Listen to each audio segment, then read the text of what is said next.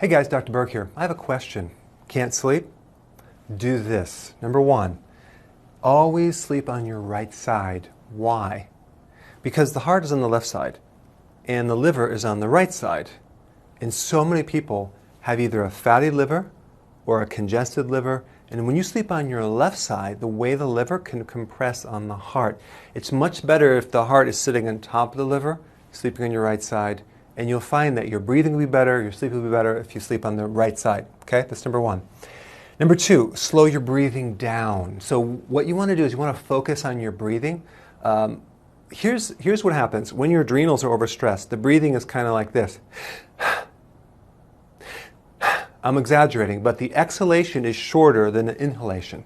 So what you want to do is you want to sync your breathing with an equal amount of inhalation and exhalation, about 4 to 5 seconds each. Okay, so it's kind of like you're going to slowly count to 4 or 5 as you're breathing in, like 1, 2, 3, 4. 1, 2, 3, 4 as you're breathing out. So you're slowly breathing in and slowly breathing out as you're trying to sleep. I find that really helps your sleep. Okay, so because some people are like, all of a sudden they catch themselves like holding their breath when they're trying to sleep. This is a really good thing to focus on as you drift off into a sleep. Okay, number three, bed by 10:30 at least, maybe a little bit earlier, because here's the problem. There's a circadian rhythm that occurs, and when you go to bed past 10:30, let's say 11:30 or 12 especially, you missed the make-break point. In other words, you may have to wait up to an hour to even 90 minutes before you catch the next wave, because these hormones go in cycles up and down.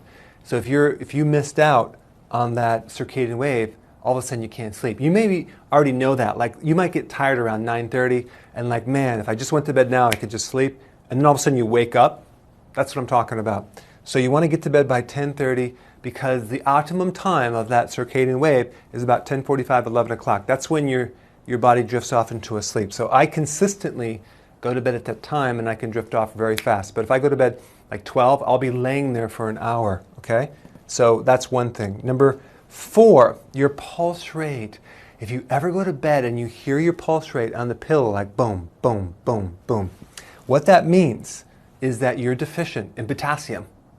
If you're deficient in potassium, your heart will beat louder and harder in a higher pulse rate. Normal pulse rate, 72, but you want it kind of like 65, 60. So if it's too high, what you need to do is you need to start eating more vegetables, because you don't have enough potassium in your body. It's a good indicator of low potassium. You need to increase that and you'll drift off. But really, what causes a potassium deficiency is like really two things. One is stress for many years, because stress will deplete your potassium, the adrenal.